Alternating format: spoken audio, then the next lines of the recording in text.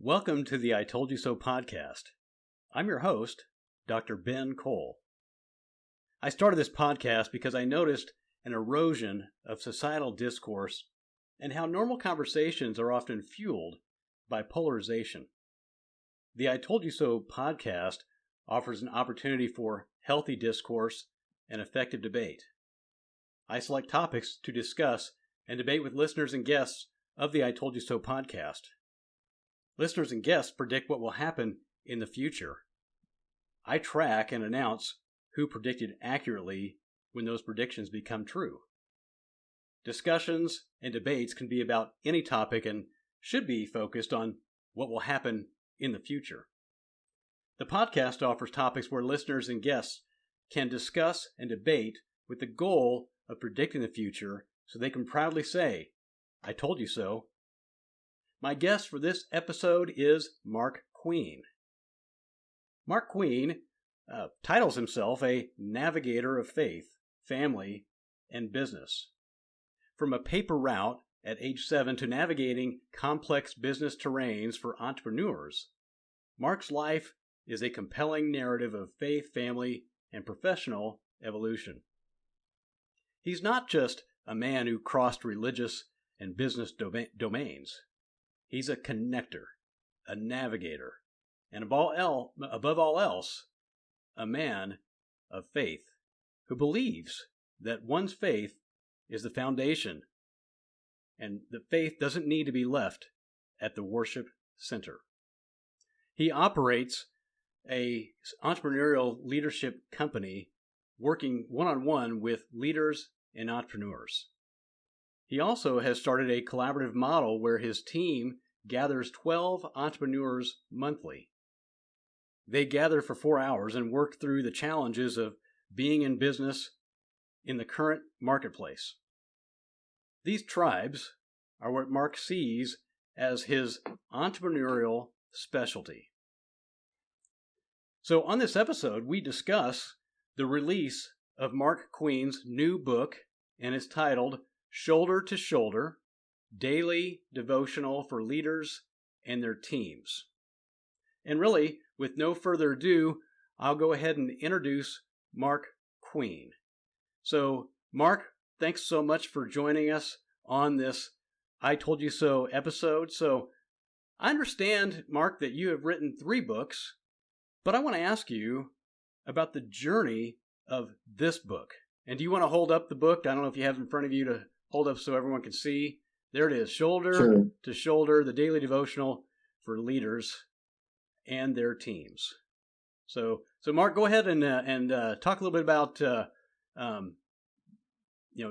your journey in writing this book.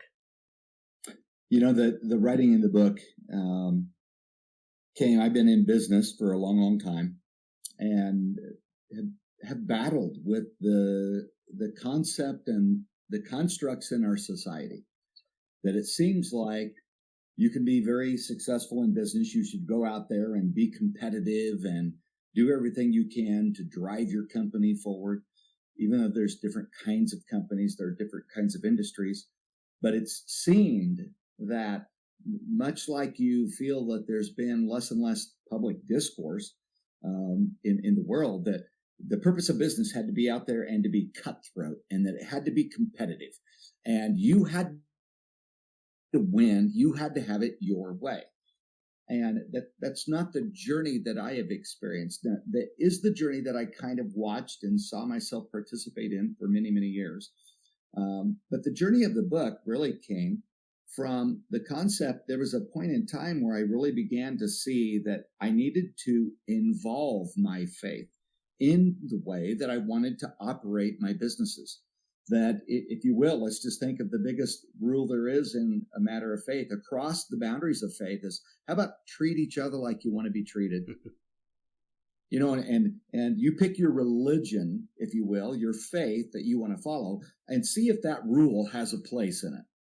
And if it does, then why aren't we making sure that we are in business, that we're doing business that way, that we actually treat our customers and the people that we're working with the way that we would want to be treated? So, I've learned all kinds of business entrepreneurial lessons as I went through. But there was a year that we were challenged. I'm a practicing Christian, and we practiced the season of Lent. So my wife and I both had done a study where we learned about the power of, if you're going to give up something for Lent, that you've actually opened up space in your life that you could insert something.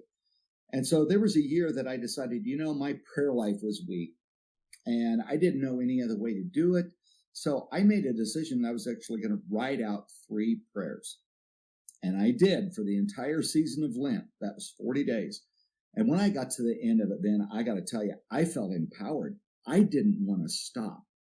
And so at the end of Lent, you're probably late April, maybe early May. You're not quite to June, and there's a half a year left. And so I remember thinking to myself, are you willing to write for the rest of the year every single day? Would you write? And I thought, no, that's too big of a commitment. I'm not willing to do that. So I thought about it for about a week, and then I finally came up with this strategy that I was going to write 3 times a day, that I was going to do it for a total of 429 writings. And that wouldn't quite get me to the end of the year, but that'd get me to the point of the year that I was going to reevaluate how I was going to sit down and make my new business goals. And so I agreed to accept that challenge, and I began to do it. Well, it was very interesting that there was a day that I remember I was sitting at my desk, and I had a stack of papers, and it was all of the prayers that I had written. And it was a pretty healthy stack. It was over 30 days, so 90 prayers had been written out. And I felt a calling that I should take those with me. And I had no clue why, so I threw them in my briefcase, and I left for that day. And later that day, I had a meeting with a CPA. And we had a wonderful meeting. We were collaborating about some issues for one of my clients. And we got to the end of the meeting, and I began to talk to the client about how they were doing in life, just getting personally engaged, like I would want somebody to get engaged with me. And we wound up talking about our faith. And I was on this journey of writing out these prayers, and I wound up asking this person, I said, so how's your prayer life? And she said, you know what, my prayer life, Mark, I'm just not comfortable praying. I'm not talking about I'm not comfortable praying in public. Said, I'm just not comfortable praying. I don't know what to ask for. If God knows what we need and all that, then what do I need to pray for? And I'm sitting there thinking, I've got this stack of papers in my briefcase. And so I said, I think the Holy Spirit was speaking to me earlier today about you, and he told me to do this. So I reached in my briefcase. I pulled out all those prayers, and I handed them to her. And I said, these are for you. I'm doing this model right now where I'm writing out these 3 prayers every day. And once they're written, they've already been said. And so I don't have a purpose for them. And so I think they're meant for you. And I don't care what you do with them. I don't care if you throw them away when you're done, if you don't read them at all, but they have no purpose of being on my shelf. And I'm telling you, that was a transformational moment. That was a connection of 1-to-1. And I've got a great relationship with that CPA today. And we can talk about all kinds of different things. It might even be that she wanted to say that the world was yellow, and I said that the world was brown. And we can have a conversation about that because we're grounded together. And so as I got to the end of the year, I actually began to think about, well, I really love this concept of writing. What do I want to do about it? And so the idea was hatched, probably right around Christmas, that I made the decision the following year that I was not going to just write a prayer, that I was going to, like I have done for many years, I read through the Bible every year, the entire Bible. And I made the commitment that I was going to read the Bible, my daily reading, and then I would sit down, and during that process of reading the Bible, I would be inspired by some concept. I'd be open to what the Bible was speaking to me that day. And then I would write a paragraph about whatever that theme was to the leader and entrepreneur.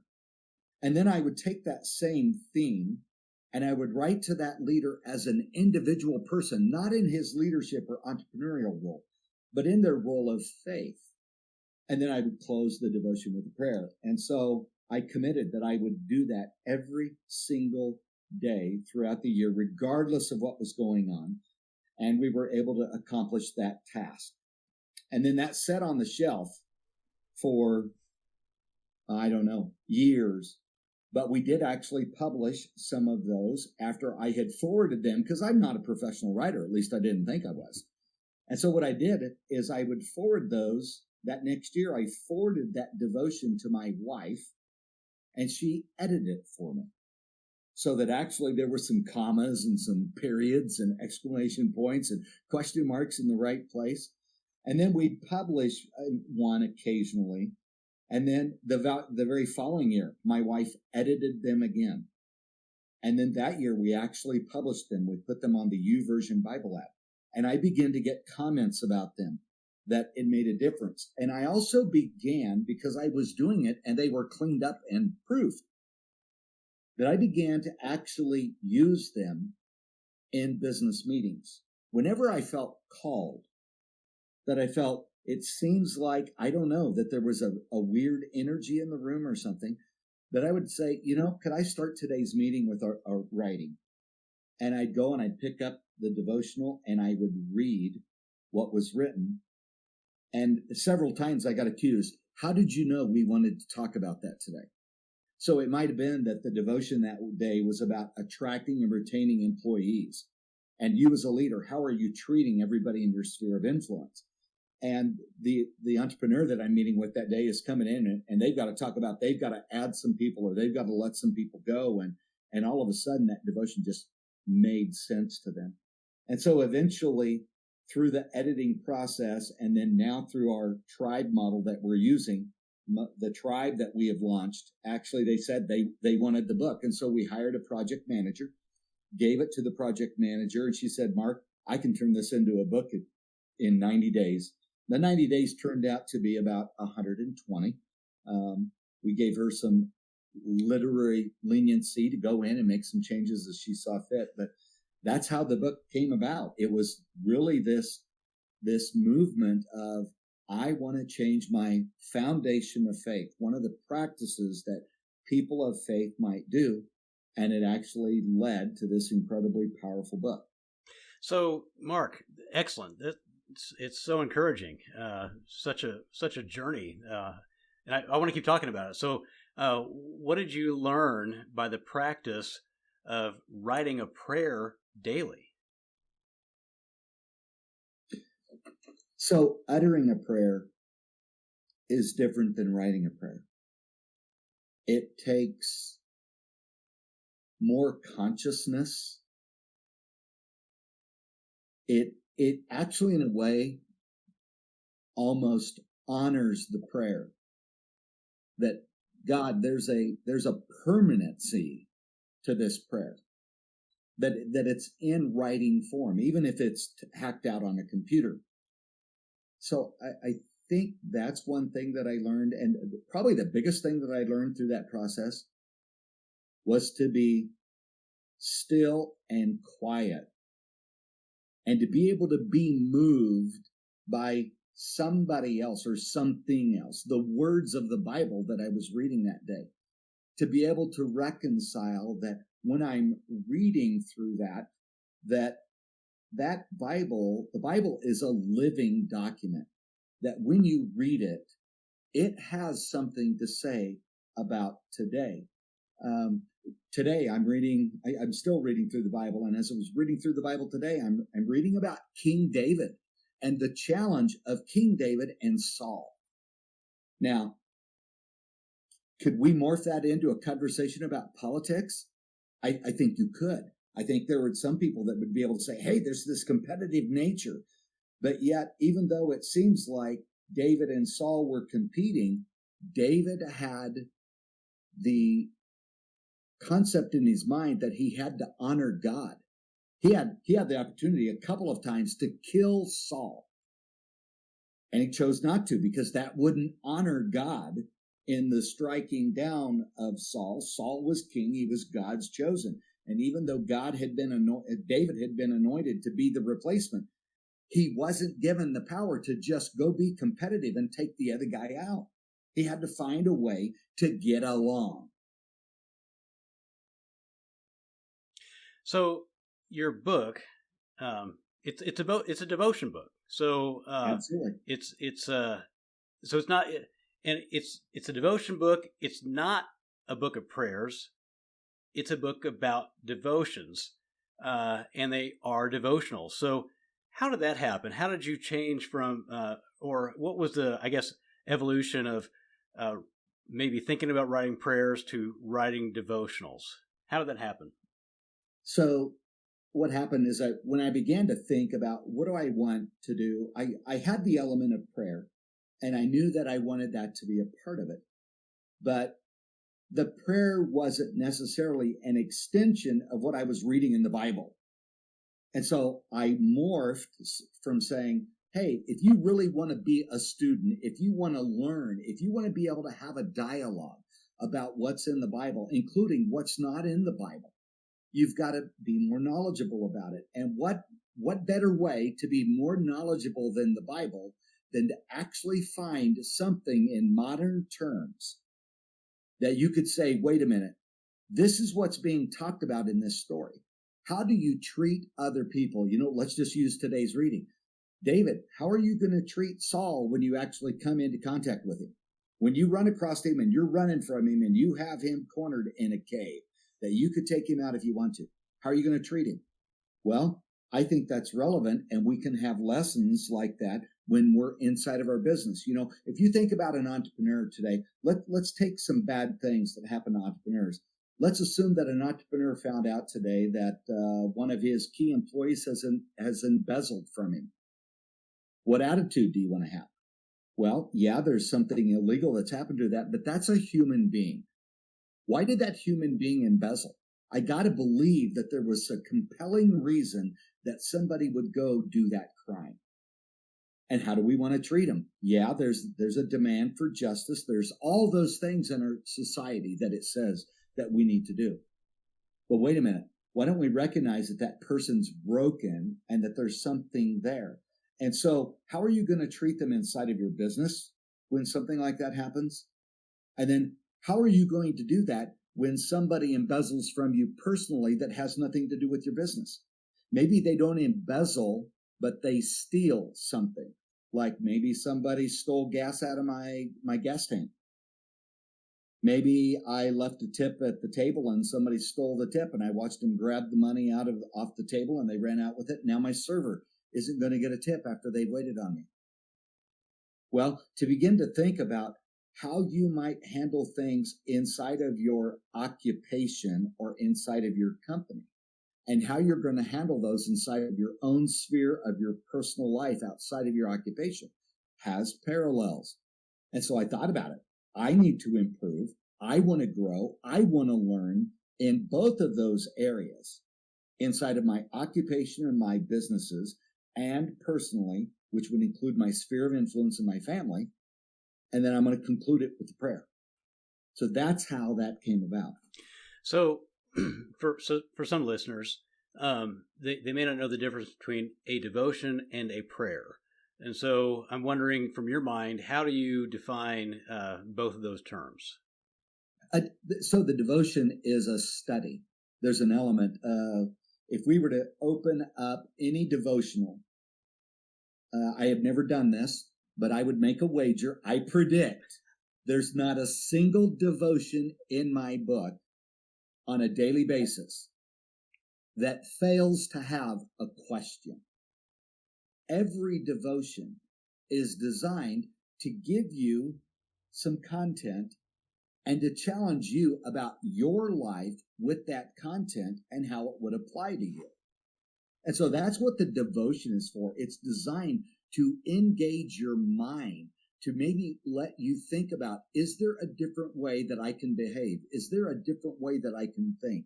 Is there a different mindset that when I feel challenged, that I can adopt something and do it in a way that moves me, my company, my family, maybe my partners in faith forward to a higher level of love and engagement instead of contracting. Versus a prayer is basically speaking to God, asking for God's providence or asking God for an intervention of some type. And it doesn't necessarily require me to do anything other than offer up the prayer. Yeah. So, yeah, I appreciate that. I think it's helpful to our listeners to understand where you're coming from when you talk about the difference between a devotion and a prayer. That's really helpful. So, since your book is a book of daily devotions, and you created each one, help me understand a little bit more about the details of how these daily devotions became a full book.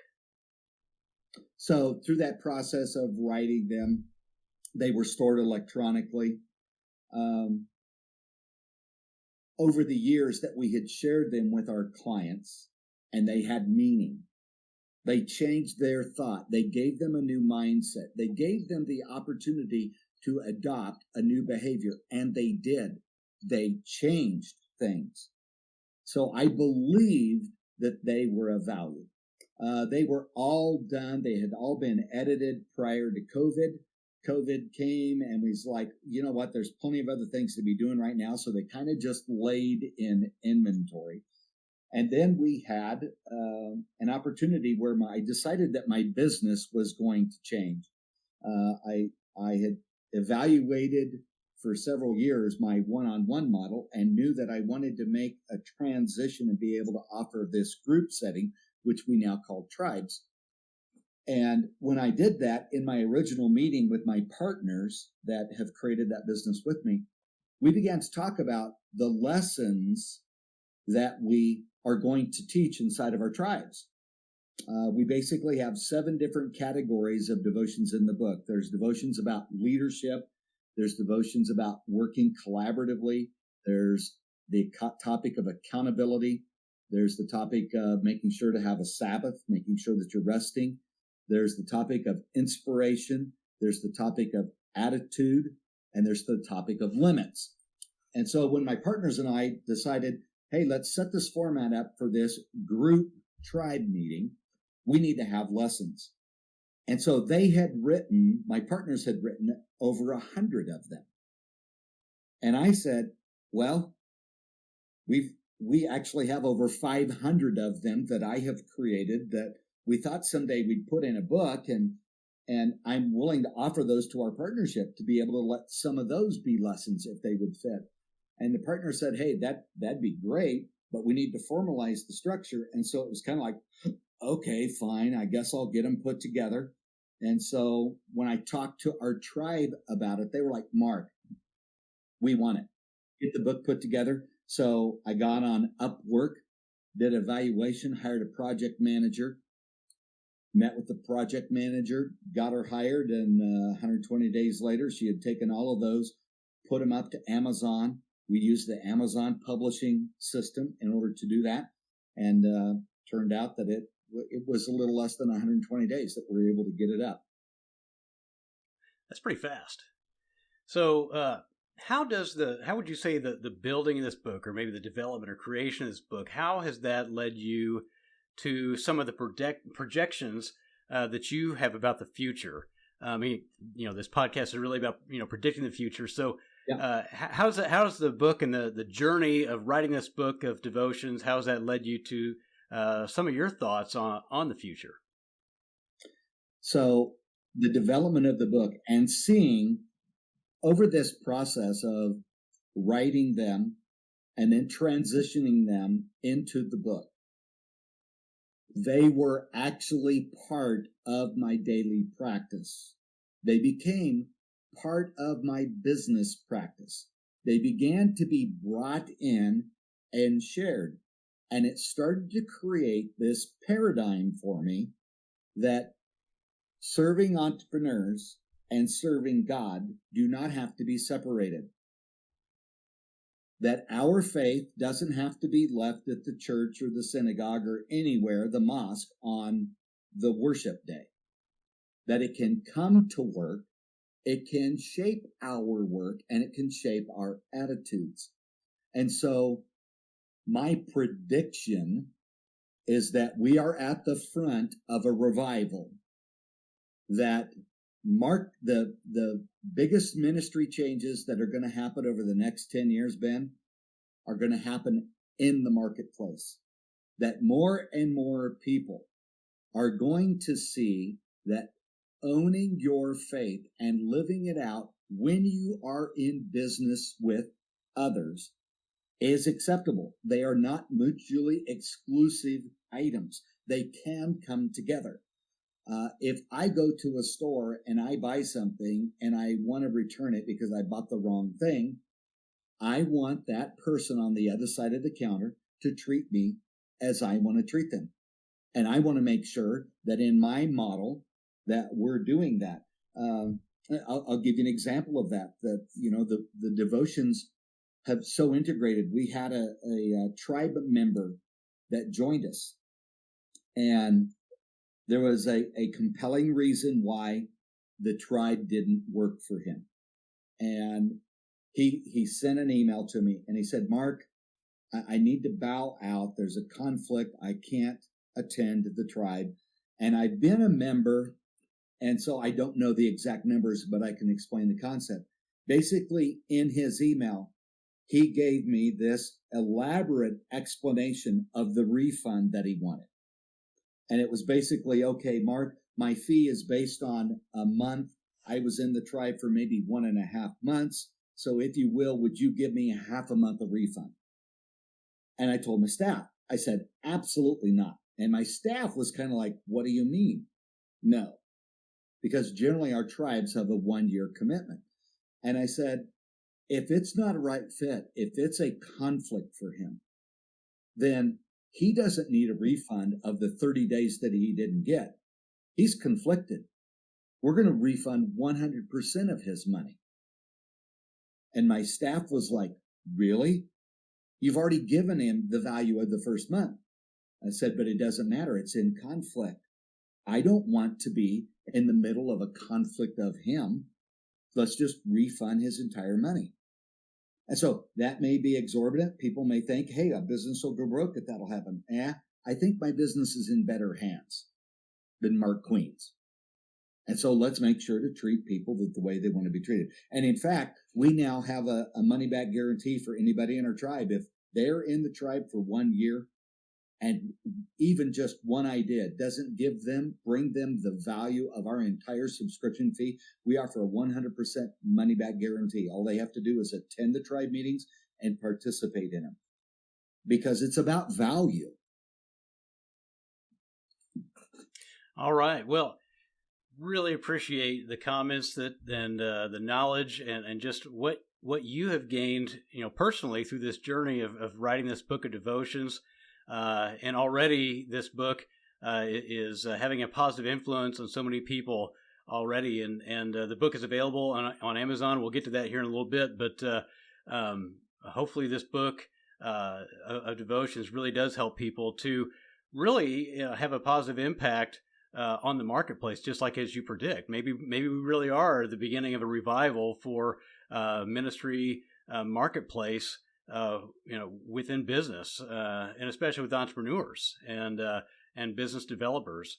So, if listeners would like to learn more about Mark, about his business, or would like to follow up with Mark, I'll go ahead and let Mark kind of give some ideas on how they can follow up, and maybe give some more information about how they can purchase the book. So, go ahead, Mark.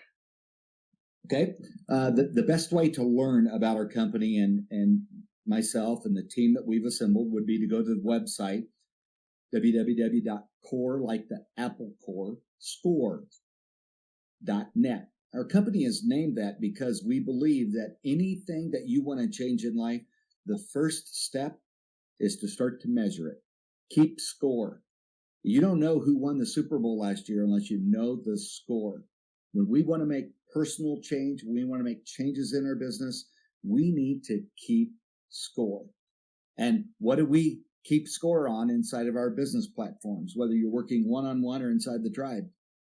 We're going to keep score on the core things that are important in our clients' lives. We're going to keep score on their health, their mental, their physical fitness. We're going to keep score on their finances. We're going to keep score on their services. We're going to keep score on their family.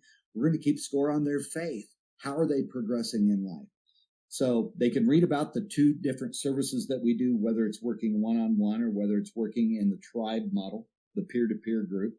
They'll also find on the website, they'll actually find links that will take them to Amazon where they can read about the book. For your listeners, Ben, we're going to make a special offer to them. Anybody that would like to buy the book, they can simply go to Amazon. But if they would, have it shipped to their own name, but have it shipped to my address.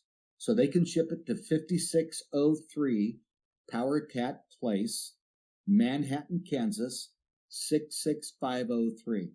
When that order comes in, we will then do two things for them. We will inscribe the book to anybody they wish, so there's no limit. If they'd like to buy 10 copies and give them to their graduating high school seniors or their college graduates, friends, their church group, whatever, we'll inscribe them to anybody that they give us the name for. We also, for the purchaser, we're going to add them to our daily devotional email list where we will send them the daily devotional out for a period of 90 days. And we're going to send that out with the right that they may forward that to anybody they wish, so that if they feel moved or they think that one of those devotions would have an impact of helping somebody else to improve in their life, who are we to keep somebody else from improving somebody's life? So we will add them to our list for 90 days for free, just because that they bought the book.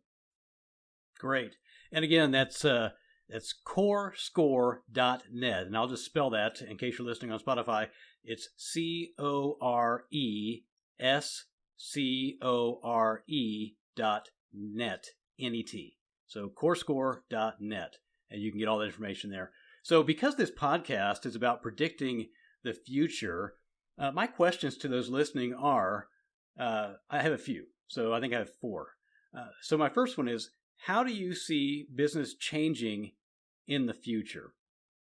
My second one is, what has been your occupational or entrepreneurial journey, and how do you see it changing based on Mark Queen's prediction of a marketplace ministry revival? What are your fears about the future of business? And we'll end with a question that's positive. What are your hopes about the future of business? Let me know. You can text or call me at 1-785-473-3721 or send an email message to ITYS@BenKohlITYS.com. That's ITYS@BenKohlITYS.com, or post on any of my social media channels. If there's another podcast platform that you prefer, please let me know that too. So, go to the I Told You So podcast website at BenKohlITYS.com. That's my name, all one word. It's BenKohlITYS.com to connect and get your own I Told You So items at the merchandise link. So you can choose from shirts and hoodies and hats and coffee mugs and lots of other items. The I Told You So podcast is a space for healthy discourse and effective debate. So the goal is for listeners to listen and communicate and engage. But the goal is really to predict the future so listeners can proudly say, I told you so. Also, if your business or organization is interested in advertising on the I Told You So podcast, please let me know. So thanks for tuning into the I Told You So podcast, and thanks again to my guest, Mark Queen. And followers of the podcast are very important, so please follow, like, subscribe, give a high rating, comment, and share with your friends. I'm your host, Dr. Ben Kohl, and I hope to hear from you soon.